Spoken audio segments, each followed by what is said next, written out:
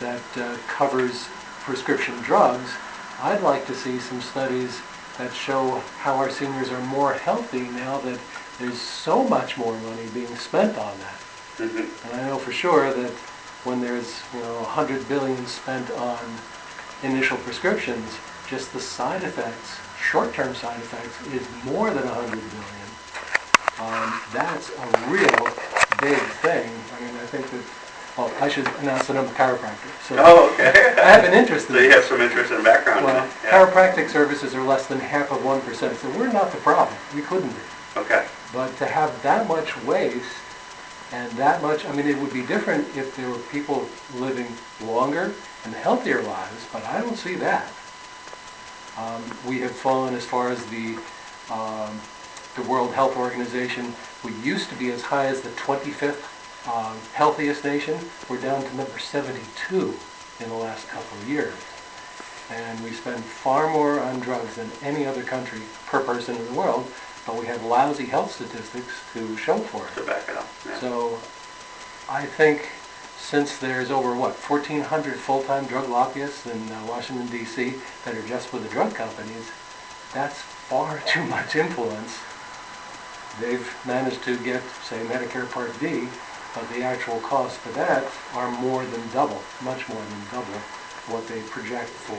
I mean, the first 4 years when that was passed, it was supposedly $400 billion. Yeah. When the total is here, and the real cost was much more than that. I mean, by the time that it actually got passed, the CBO estimates were something like $525 billion, which is the entire cost of the program. Yeah, 555 right now.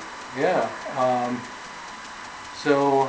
Well, you're touching on something, I mean, that is clearly one of the things that we have to, and that's why in our plan, in our mission statement, we're toying with the idea, and we're continuing to toy with it we go back and forth on, making increasing healthcare costs and containment of those increasing healthcare costs the fifth point that we need to spend a lot of time on. And as we come down the finish line here with the Supreme Court review on the Affordable Care Act, Obamacare, whatever you want to call it, it's at least bring health care reform back into the debate, which is good.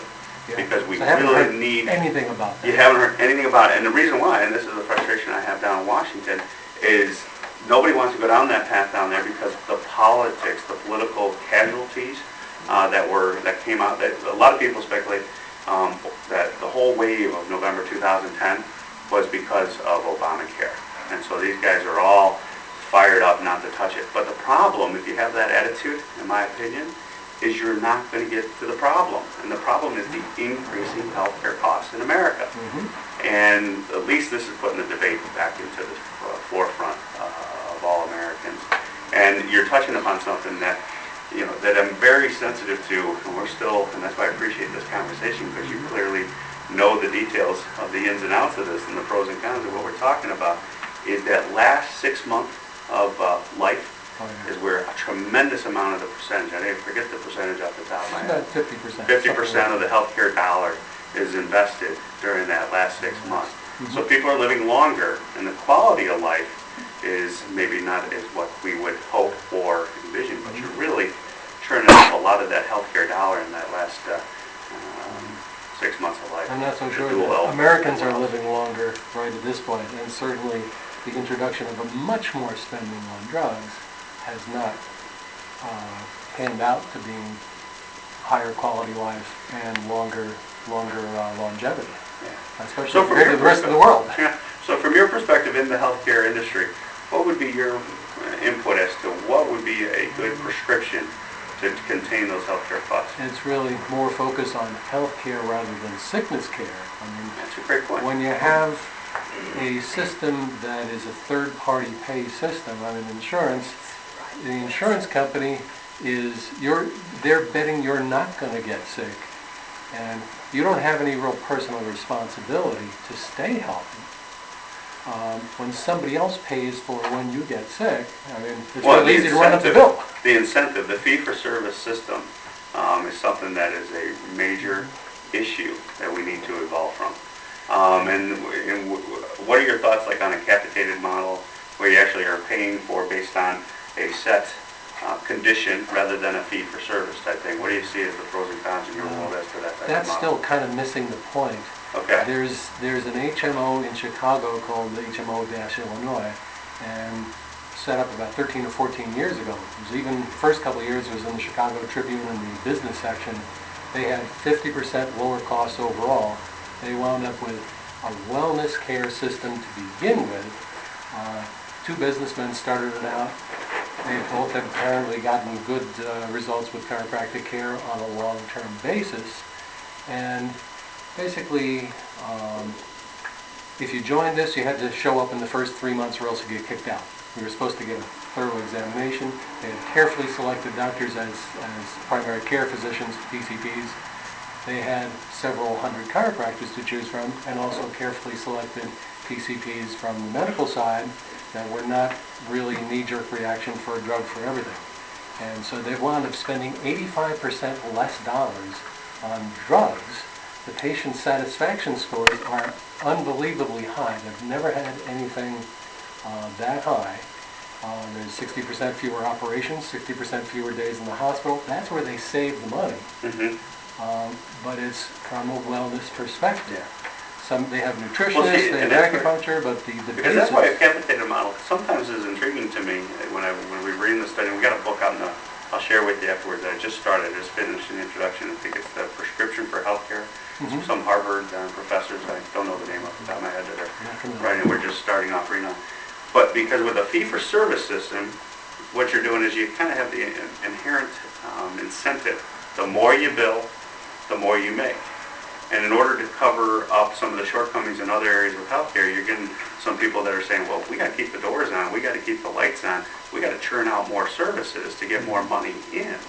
And a capitated model is essentially, in my understanding, and correct me if I'm wrong, is kind of we're going to provide you, doctor, provider, a set sum to take care of Tom Reed with X dollars. So the incentive to the doctor is to keep me healthy, keep me out of the hospital, keep me out of the doctor's office, because then the profit margin, the ability to keep the doors open and make a living and service and take care of people, is to keep keep me out of it.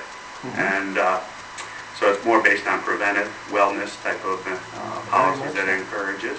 And that's kind of encouraging the redevelopment personal responsibility for your own lifestyle things, and actually having well, I mean, the spinal care is more effective than what most people think. Not just for back pain, not for just neck and back surgeries, but 60% fewer surgeries overall. That's a pretty startling amount. But it's continued that way for 13 years. So, well, I appreciate that input. We'll continue to look at it. Please. Leading on to that question, that would seem, the capitated model would seem to be effective for a general practitioner. But what about specialists who focus, an oncologist? What about orthopedic surgeons who have to deal with critically ill people? That model would not work with them because they are providing the most expensive services that are there. If you have this model, they're obviously going to flee that part of the profession.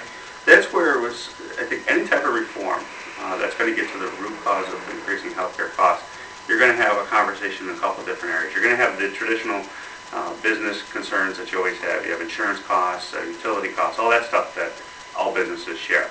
But in healthcare, you're going to get into the issues of utilization, transparency, and the area of coordination of care. And by that, and what you're touching on, is the need to make sure that when we're spending our healthcare dollar, you're doing it in the most efficient manner, bringing all providers into the setting in a coordinated fashion. And there is some intriguing data out on that to say that that makes some sense. Because what that would do, and we've all done it, if you go to a specialist, you go to your primary care physician, your family doctor, and then they refer you out to go see a specialist. A lot of times you're getting duplicated testing that your primary care physician already has access to, but the specialist says, well, you're coming over here, you might as well get an updated test rather than, and that coordination of care is something, that's the trick, and that's where I'm still digesting the information, because it's a very complicated area, but I'm very intrigued by some different models. Now, one thing that I support, and and is that we should be doing this more in the private area, and we should be doing it in the areas that are already public domain in the sense of Medicare, Medicaid, or TRICARE, which is the health insurance for our military providers, to see if there's a way to deliver more efficient, cost-effective health care in America before we go in with an all-in type of approach that they did under the Affordable Care Act, Obamacare, with the insurance mandate, and fundamentally changing everything overnight. We should see what works in kind of a prototype, pilot type of area before we even talk about venturing into other areas. And I also think if we could demonstrate it here, we would get a much more efficient delivery in the private health insurance market because those models have been spilled over into that area. But, yeah. I agree with Dr. Lone's idea on preventative health care. Is this your doctor? I shouldn't ask that I've seen him question. before. I know him a while ago. There's a HIPAA violation, see? No, Yeah, this one I just got him to acknowledge it. But as far as preventative health care is a much smarter idea than trying to cure something down the road that could have been prevented way back then. Yeah. And that is a key part of the reform going forward. And the real trick, and there's two philosophies out here. So the opposite philosophy is that, you know what, we've already tried it with private type of healthcare. We need to go in with a single payer, complete government-run healthcare. And my opponents are, big advocates of single payer healthcare and the government-controlled healthcare. I don't support that. I believe this should be more left to the private side, more of the innovation coming out of there, maybe doing some prototype, pilot type stuff in the healthcare dollar already that we spend, and then see if we can't duplicate it with best practices going into Just another freedom we need to protect. There you go. What Dr. Lone My said, main concern is why has Congress allowed Obama to run wild with his crazy agenda having to do with a whole bunch of issues? Mainly, each one of these issues on this sheet here have to do with business and the development of jobs and the creation, you know what I mean? Yeah. All five of these issues. He had recently made an appointment, here it is. I'll put my glasses on. Director of his name is Richard Cordray. Are you familiar with that appointment? It was a recess appointment. He waited till everybody went home. Cordray was the CFP? CFPB. CFPB, the Consumer Finance. I don't know all their names. I get out of Washington as soon as I can. Well, this guy is anti-business. If you read between the lines, he's downgrading business. And the American dream, the entrepreneur analogy that created this country, he's downgrading that. Also have some other concerns. Are you familiar with this judicial watchdog? They put out a publication from time to time. Okay. Tom Fitton is the president of that, and he just came out with a book. Well, it's coming out July 24th. Corruption in Washington, mainly Obama. It's on the second page there. It's going to be some interesting reading, but I read this quite often in his publication. And it's an expose on what the hell is going on down there. And I know you have enough bull from Washington. You'll get more tonight at the rodeo, but it has to do with backdoor amnesty, under the radar, stealth amnesty for illegal aliens. What have they contributed to what we believe in this flag, our Pledge of Allegiance, the freedoms that our guys died for? They have contributed nothing. But that's not the only point. He's got them lined up for Social Security benefits. Illegal aliens. The U.S. Arms Treaty, the UN Arms Treaty coming up. On this ground, he wants to downsize and eliminate the Constitution. He's bypassed it already, it's obvious. The Constitution. They meet in New York City on our ground. In fact, a couple of years ago, they met on the 4th of July, Independence Day. for a global arms treaty, which totally eliminates our Second Amendment. I'm using my notes here, Tom, I'm not professional. Social Security for illegal aliens, the Judicial Watch. I'd look for that book. You may be getting a complimentary issue. Okay. It was mentioned, and it's going to be provided for, Members of you Congress. guys that need to hear it. Well, I appreciate that. Uh, So we read whatever comes, we try to read whatever comes to us. And, Voter fraud. It happened in 2008. The judicial department, Eric Holder, Fast and Furious. I read about all this stuff, and it frustrates me. It just goes against my principles and what I believe in. I appreciate that. And I can tell you, I mean, The appointment to the Supreme Court. They're going to be packed, they're going to override a whole bunch of decisions that have been made, and it's all his guys, his people, his agenda. And hate crimes and war on Christianity. This is a Christian country. We can't say Pledge of Allegiance, we can't pray in school, we can't mention God anywhere for fear of, what? Repercussions. Yeah, not so much that, offending people. Come on, you come to this country, this is what we do. You live by our rules. You speak English in this country. It costs the federal government a lot of money to print all this stuff in 55 different languages. Come on, and they all hate us. The UN hates us. When are people going to smarten up and realize that that's what's going on? This country's in denial. And I don't want to, I hope I don't live long enough, but I don't want to look back and say, gee, if we could have only done more. I have 4 granddaughters. I fear that this is going to be a pretty crappy world for them, unless we get busy and do something. You have children of your own, you know. Yeah, I know. Well, 13 of them. that's about all I have to say about that. I'm a concerned citizen, and I just have to get it off my chest and let people know. I appreciate it, and that's why we come. That's why we come, and we want to make sure we're hearing what's going on out there. And I can sense your frustration, and I can tell you, being down in Washington, extremely frustrated right now.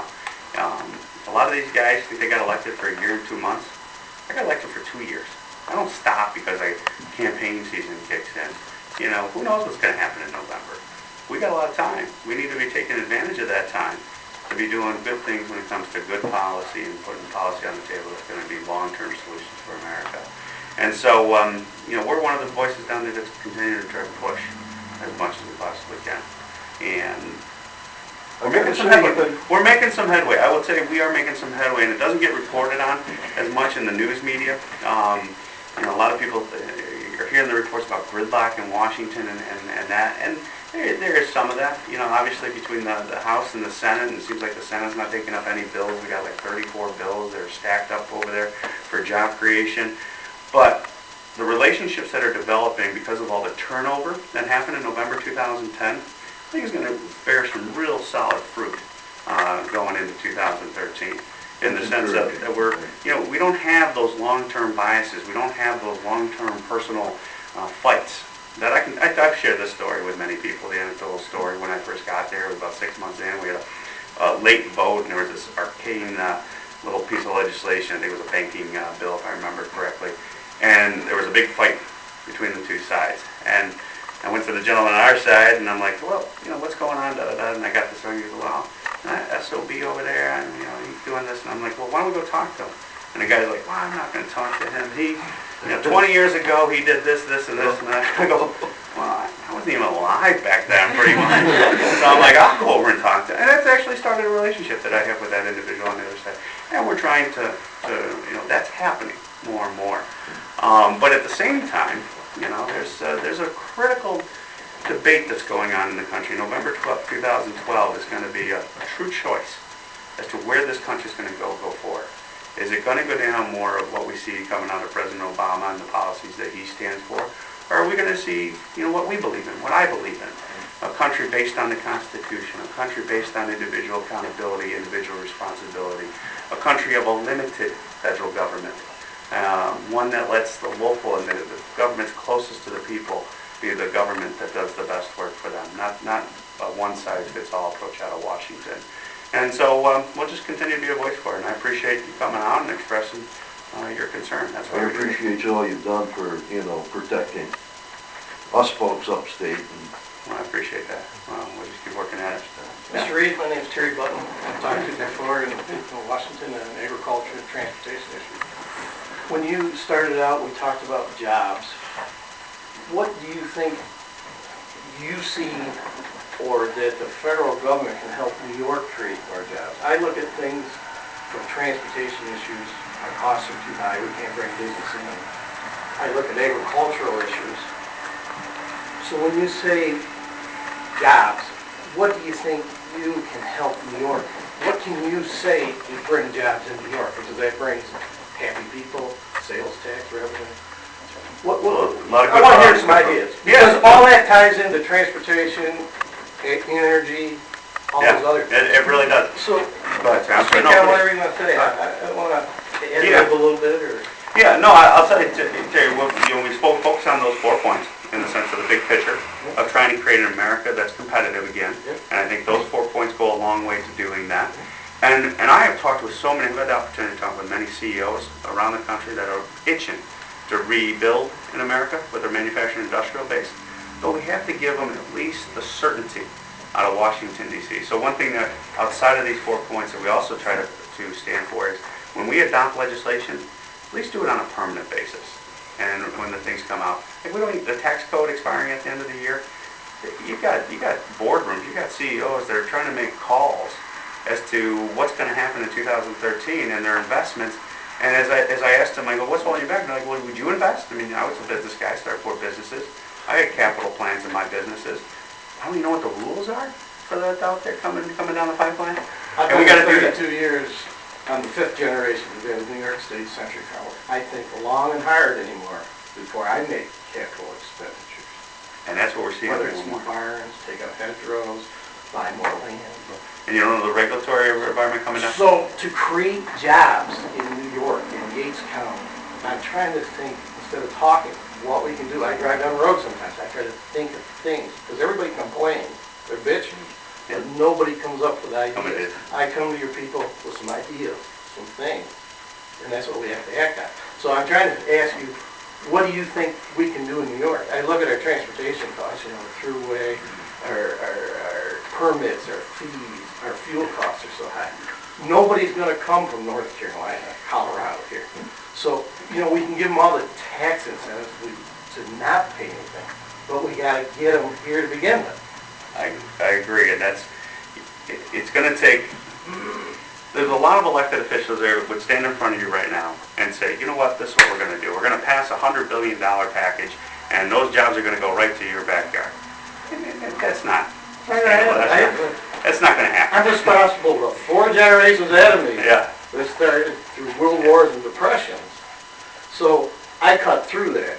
Yeah. And so I'm trying to hear what positive things, straightforward things. Well, and I do think there's some opportunities in front of us on the energy front, for example, here. We have taken the position on natural gas development, be it Marcellus, Utica, the shale formations, where I believe it can be done safely. It needs to be regulated in a manner to make sure that it's done safely and responsibly. And those are real jobs. You go to the northern tier of Pennsylvania, I've done that tour numerous times, and we drive up Route 15 when we come back from Washington. I do 2 or 3 times a week. Yeah, I go up at Mansfield and I go over that way, and you can see it. You can see the opportunities that are there. And Harrisburg likes the sales tax revenue. The counties do. Good friend of mine. They get to do social things, like you said. Good friend of mine, from North Dakota, Representative Rick Berg. He sits 2 seats next to me on the Ways and Means Committee. North Dakota has I think it's 3% unemployment rate. Was talking to some of the university, with Rick had a group of university presidents in and state university folks. They're driving down tuition costs because the state now has money in the coffers to invest in its state university system, so it's making healthcare or education more affordable for folks. there's a lot of update. I saw, reading reports out of there, guy at Taco Bell's making $18 an hour because of the job demand and the needs there. Now, and there's two parts to that I do want to stress that so many people, because a lot of people say, well, those are short-term, you know, they're going to be out-of-town jobs and all that stuff. The economic opportunity from the development of that is real. Also, the royalty payments and the economic activity is going to go to the landowners, to you as a farmer, is going to be real. It's going to allow you to preserve a way of life that's really important to me, and I know it's important to you, to be able to pass on to your kids. That's an agricultural way of life, keeping that farm, you know, open and in business. But it's also going to be that power. If we're going to build things in America again, we're going to need to give certain long-term stable utility rates. Because as a mayor, as a business guy, whenever I was citing a business, you know, you always ask the question, what are the taxes, what are the insurance, and what are going to be my utility costs? And it's one of those three. Different priorities for different industries, different people, but it's one of those three. So if you can give that long-term stable utility rate, you're going a long way to attract businesses here. If we can do that up here, it's an opportunity. So that's what I was leading to. I asked a few times, our transportation bill, the highway bill is important. You know, I serve on a national board, or Independent Drivers Association. We're all for raising the fuel tax another nickel or a dime a gallon as long as it goes into bridges, roads and bridges. Because you can't bring a raw product in here and start a factory right in this back door without lower transportation costs. We can't send finished products out somewhere, or even globally, without bringing our costs to business. Well, and we have done things, and it's not just the road system, our rail system. We've taken some heat because some people have said to us, you know, you come out against high-speed rail. High-speed rail is not the problem. High-speed rail in our area, I do object to, and I say, no, I'm not going to agree with that, because high-speed rail in the eastern corridor from Boston to Washington, D.C., makes some sense. You got the ridership that's going to offset the costs associated with it. You're going to relieve the air congestion around the airports and free up those air patterns for air travel. That's a decent investment, and I do believe federal government infrastructure spending is something that's in the Constitution I support. But freight rail, that's why we've stood up for short line freight tax protocols and the investment taxing provisions that related to making sure that those short line freight lines that are moving goods throughout America are secure. And we just did one from Hornell over to Olean. There's a short rail over there. It's the Western Pennsylvania or Wyoming. There's so many of them around here. It comes out of Wyoming County. I think it's Wyoming County. There's a group of them, but we went on the short line track from over there. I think it's Western New York, Pennsylvania, short line rail. But no, so you know that's going to keep our commerce going. And your point about moving the commerce on our highways is critical. And how are you going to get that? Now the trick is finding enough cash to fund that infrastructure bank. And I hear your sentiment about raising the gas tax and that. I just don't support that. I just think right now in this day and age when you're paying $4 a gallon at the pump, raising the gas tax is something we're not going to support. But we know trucks are 8% of the total volume on the road. We're paying 40% of the revenue. Yeah. Okay, that's no problem. But to continue to destroy your kingpins, suspension, ball joints, have freight get destroyed in the trailer. You know, the shipper wants it to get to point B. So not only do trucks need the roads, the consumer going to his job, the more they have to take away to fix their car. That's why roads and bridges are important. It doesn't go to any other place in our town. It doesn't go to dinner, it doesn't go to a movie. Yeah. Well, and I appreciate it, but that's where even raising the gas taxes, because right now, all the studies that I've read and I've come across like that, and as mayor, and knowing the problem that we have with infrastructure in America, every study I see is it's somewhere in the ballpark of $100 billion a year of a problem. The state, because we have like a D rating from the civil engineers, it's just in a deteriorated, poor condition. In order to get out of that hole, plus also maintain what we fix, is about anywhere of $100 billion. Now the gasoline tax I think is around $36 billion. Don't got so many numbers in my head, but I think the gasoline tax generates about $36, $37 billion. So you got about a $70 billion difference that you got to come up with if you're really going to make a serious dent long term in solving this problem. And that's why I was supportive of taking our public royalties from our oil and gas natural resources across all of America, and saying, you know what, that money should not go to feed the beast of Washington, D.C. It should go to build the infrastructure of today and tomorrow. So why not take our natural resource, that's our ground, our material, and I'm talking about our public resources, not our private resources, public resources, and convert them to the roads, bridges, highways, air travel lanes of tomorrow. And that has gotten so beat up because then you're talking about, you know, opening up the golf, opening up other areas of public lands. Excuse me, but as we look at New York, our #1 industry is agriculture. We have to eat once or twice a day. So that's our most important industry in the state. It's the #1 by numbers. Milk, produce, whether it goes to Hunts Point Market, Rochester, Wegmans, wherever. Agricultural. So we need roads. And we need to And fund them. that's why you're going to hear a loud voice in us. So we need a highway bill. We need a highway bill. We need a multi-year highway bill, not the. We're looking at another extension of that to the end of the year. The long-term bill was a Senate bill that they said was 2 years. It's really 18 months. And the waste of dollar in trying to do a highway project on a 2-year bill, because you can't plan for it. These are multi-billion-dollar operations and investments that are being made. And if you only have 12 months, 18 months worth of a plan that you can rely on, you can't do it.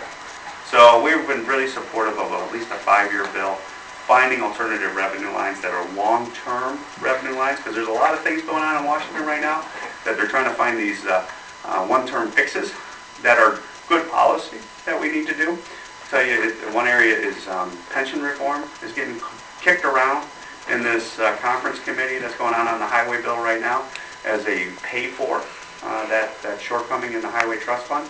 But it's a one-time reform. It smooths out, it's called smoothing, and it smooths out the contribution to those pension funds that are out there, public pension funds. The point I'm trying to say is long-term solutions to a long-term problem is what we need. And that's what we're working on. Tom, the gentleman behind you, I don't think you can I'm see. sorry. Look, you're the closest to me, and I'm over here ignoring you. I can fix your problem right now. Please. The money, I'm like a Rain Man. I remember details. I can remember my license plate when I moved to Indiana 35 years ago. I don't even know what mine is now. A man had a car fixed. It was an experimental car. He got 60 miles to the gallon with it. But it was experimental from General Motors. They fixed the transmission. They took the carburetor off the car. They fixed the transmission, rolled it back outside by hand, and that night he put the carburetor back on. The next morning the mechanic caught the guy as he was just about ready to leave. He said, well, I'm not supposed to tell you. He says, the carburetor is made out of platinum. He says, you couldn't afford it anyway. Especially with platinum. But the EPA has made General Motors and all the others work against each other. So they were always constantly scratching their backs. The gas companies were scratching them, car companies, and vice versa. So back in the early 70s, when we had our 2.5-ton cars, and we're getting 16 miles to the gallon, my cousin who used race cars was getting 35 of his. I had a little small car, Monza. I had it realigned, and I used to wash the engine, impeccably clean with it. And I couldn't roll it off the wash rack. So the guy said, well, he says, I checked the alignment, and he says, it's where it's supposed to be. So I took it from there to Naples, and they told me that the toe end, which is like a skier skiing downhill, keeps their skis like this. He says they have that set in there just in case the EPA raises the standard. They could change something so that they didn't have to go and do some major thing on the engine. To make a long story short, the cars that we have that we're getting 15 miles to the gallon, we can get with these changes 40 miles to the gallon with a few changes. But the car companies won't do it. They won't do it unless they're forced to. Make a few heads roll. So if they take what what they call tow-in, and backed that off. A place over in Naples, they took a car that was getting 41 miles to the gallon. They backed off on it, and they got 50 miles to the gallon with that same car. This is a car that had like 150,000 miles on it, delivering newspapers. My point is that the brakes that are on the car today are disc brakes. Somebody screwed up. They put on a pressure. So when you watch on TV, when they see them on the ice, they're skidding on ice, the tires stop spinning. Those brakes are on all the time. If they took the brakes and instead of putting them foot-pounds, but this is the pressure, the brakes are on like this. Our race cars, we're in love with NASCAR. Those cars do not have the brakes on.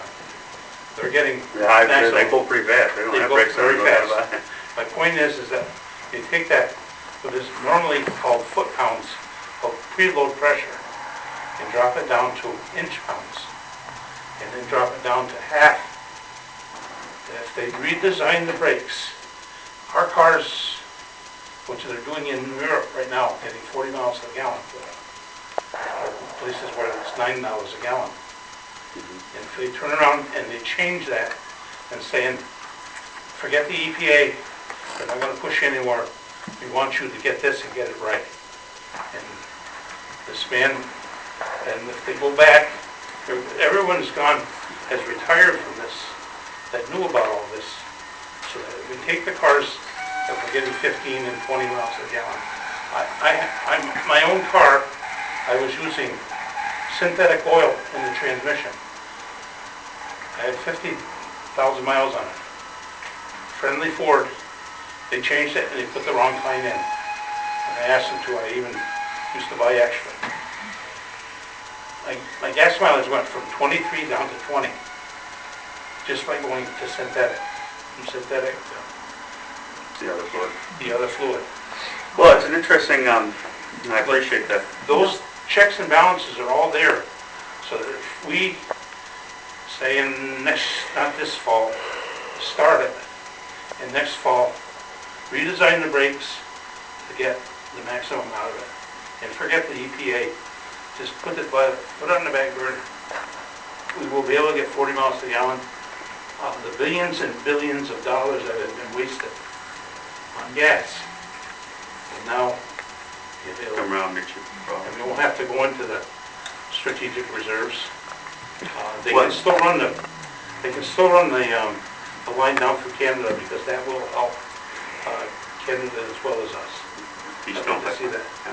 And we definitely need those supplies, and what you're touching upon is conservation and maximizing the energy that we do have. But And it's now, it there. does create a problem that Terry's going to be concerned They're not about, gonna get any revenue. because Well, pounds are gallons, and they're going to go in So there. your roads aren't gonna get fixed. Because the more gas you put in your tank, the more, Well, we can put it deeper makes sense ditches. again.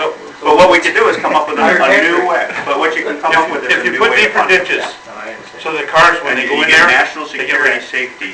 So you mean my truck registrations for 1 year on a semi will go from $1,650 to $3,200? Well, I'm not, I- People complain about I'm $100 on their sorry. car for Yeah. 2 years. I'm sorry, but but that's the balance that we have to it's do. a truism that's there, and if it's done and done properly, then we'll find some other place. Find another place to fund that problem and take care of that issue. I And mean, that's what we're doing on, they tried with the corn.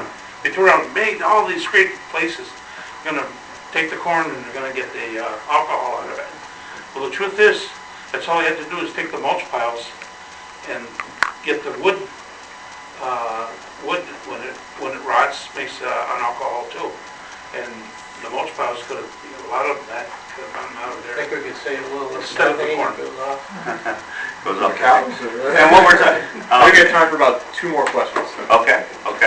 But yeah, and this is one of the conversations that I think the freshman class is trying to, and that I'm part of, and that we always ask, is as we solve one issue, and this is national security Creates issue, another. efficient, we have to make sure we're always asking the question, what are the other unintended consequences that are going to be created there? Rather than going out and trying to get a political headline, all elected officials, there's a lot of Democrat, Republican elected officials, both, that have always just worried about the political headline, in my opinion, rather than saying, okay, that's a good step in the right direction for this issue. Now we got to make sure that we take care of this issue at the same time. And that's what we try to do in the office every day. Because it has been amazing to me, and I've been going through a learning curve as I am in Washington, and especially once I got to Ways and Means on the, dealing with the tax code, and how interrelated. And Dave Camp is a great chairman of that committee, and he's been there for some time. He's like, you know, one thing he used to think, that the tax code could be this laser-targeted piece of legislation, and he's finding out it's like a blunt instrument, because you think you're taking care of something, and it's just really narrowly defined, and he found out when you put that in, you're impacting thousands of other areas from that decision.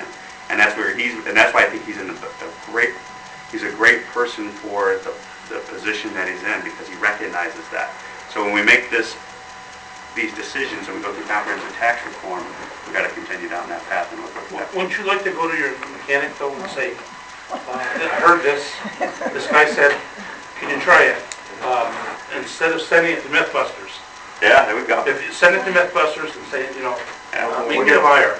Well, here we have a new question. Okay, I don't know, maybe you talked about, have you discussed clean energy at all? I mean, you did conservation. Yep, clean energy, we didn't really touch upon it yet, but we talked about a comprehensive energy policy. I'm a supporter of an all-in approach to energy independence and also the power and production for jobs of today and tomorrow.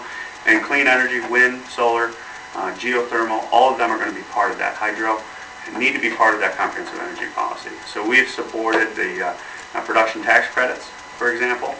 We've gone on record with that as a way to promote this energy, because when you talk about energy, you also have to look at it not just from the economics of it, but also from the national security implications. And the more that we can have local, domestic supply of energy, the further we go in regards to the national security implications that our dependency on foreign oil creates.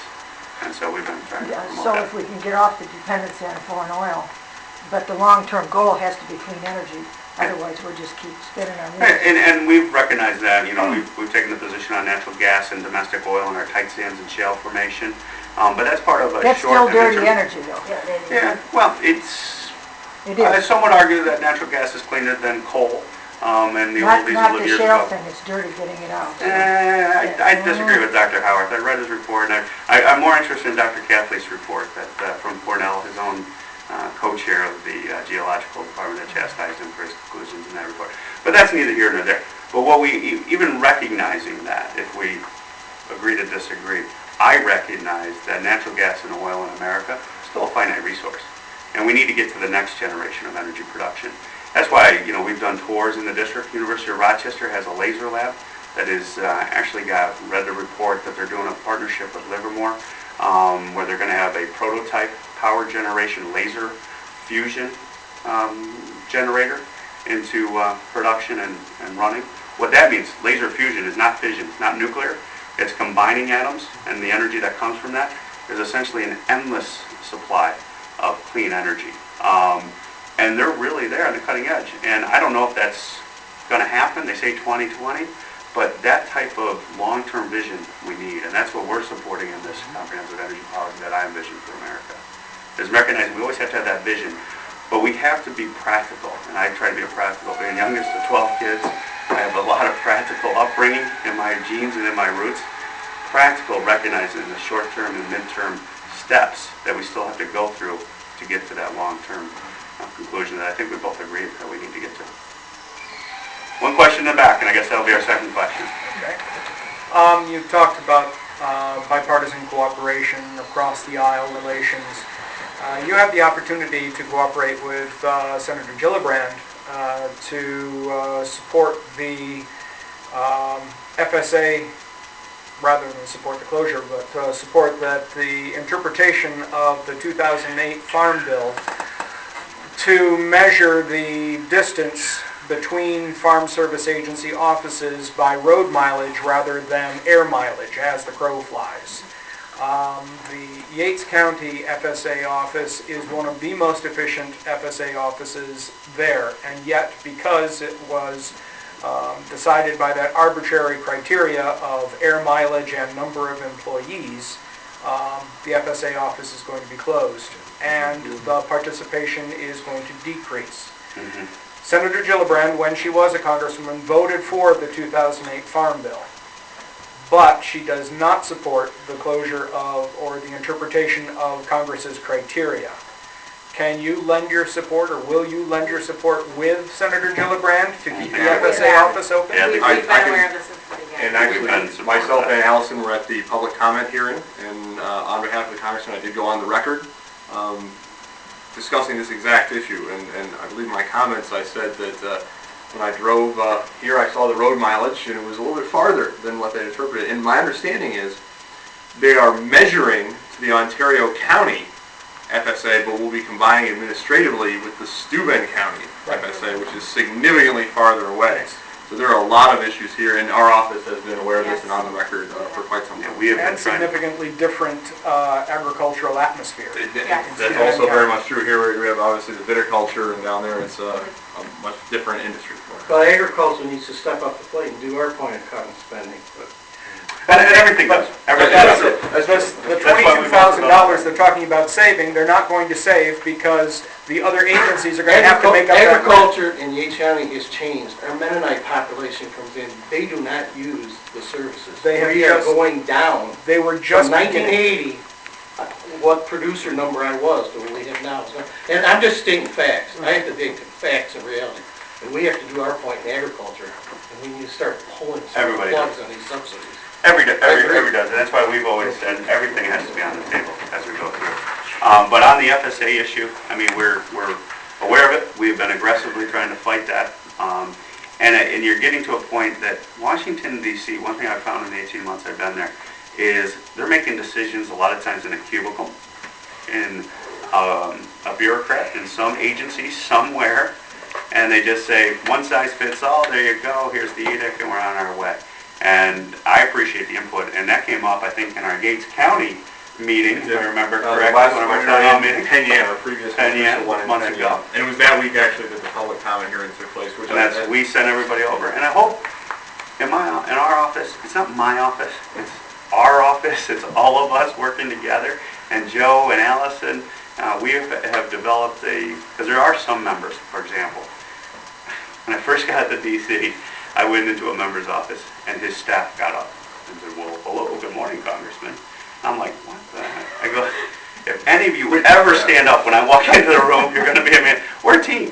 We're a team, and you guys are part of that team. We're all in this together. play a little looser than that, Tom. Yeah. I told them, they stand up, you're fired. You're out of here. But Whatever you say, sir. it's all of us working together. So when these guys hear something, they know they have direct access to me and vice versa, and I'll run things through. And that's what we've also done with stakeholders in the local and state government. I think we got great partnerships in Townhall Mayor and Phil Palmisano and elected officials across the entire district. And we have direct lines of communication up, down, crossways, whatever you want to say. And I think that's the only way it works. With Senator Gillibrand? Yeah, I definitely have reached out to Senator numerous times on different things. Even, Senator Schumer. We did a joint appearance, actually, using Mrs. Gillibrand as an example, on the research tax credit. And the R&D tax in credit. Corning, we've joined actually, a with. joint press conference on a particular tax issue. There's far more important issues than that. We can overcome it and solve it. I'm not worried about that. But there are numerous areas where we reach out with each other. We did a lot of work with the senator's office, both senators' office, on the Colgan Air crash situation, on the pilot fatigue situation. So we've been joining hands on it, because we're all in this together. All right, so I guess that's our second question. We're going to go on to the next. And anybody want to join us at the rodeo in Campbell? And before we leave, make sure you buy that 25-cent lemonade out the corner around the way. We're going to go over and see them on the way, even if we're a little late for the next one. But thank you so much. I hope we covered a lot of areas, and I appreciate you coming out. And know we're always available. read.house.gov is the official site. And do we give out the contact information? Would you do that here? Is it on the second page? Anyway. It's on the bottom. It's on the bottom. All right. Thank you very much.